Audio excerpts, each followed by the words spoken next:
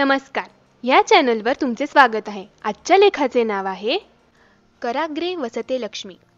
आपण दररोज झोपेतून सकाळी उठल्यानंतर बिछाण्यावरच दोन्ही हातांचे तळवे आपल्या डोळ्यांसमोर धरून म्हणत असतो, कराग्रे वसते लक्ष्मी, करमध्ये सरस्वती, करमूले तू गोविंदम, प्रभाते करदर्शनम.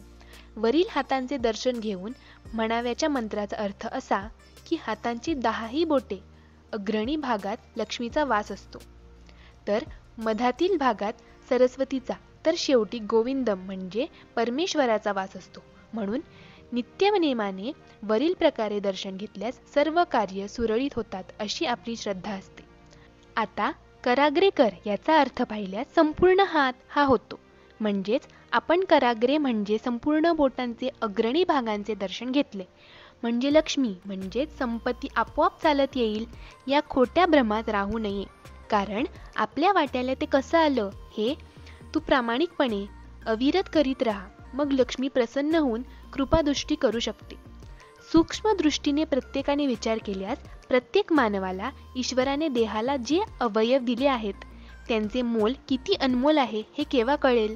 जेव्हा तो अवयव नसतो किंवा काम करेनासा होतो, तेव्हाच याचे महत्त्व कळते. आपल्याला 2 डोळे दिसणारे दिलेले आहेत, परंतु ते किती अमोल आहेत याची किंमत अंधळ्या माणसाला कळेल.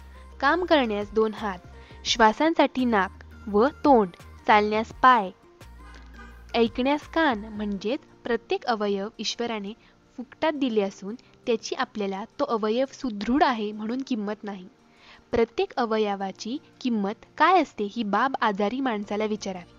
अशा वेळेस जे निरोगी असतात अशांना आपण भाग्यवान समजतो. म्हणून आपल्या देहाला ईश्वराने एक फार मोठी देणगी दिली आहे.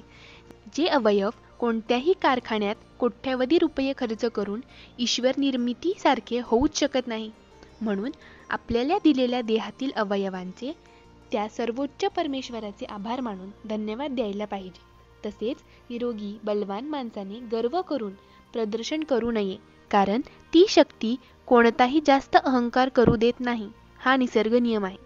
शेवटी आपल्या हातावर म्हणजेच कर्मावर विश्वास ठेवून अविरत प्रामाणिक श्रद्धा ठेवून प्रत्येक कार्य करीत राहिल्यास ती अज्ञात शक्ती आपल्याला मदत करतेच आणि ही अनुभूती ज्याची त्यालाच कळते.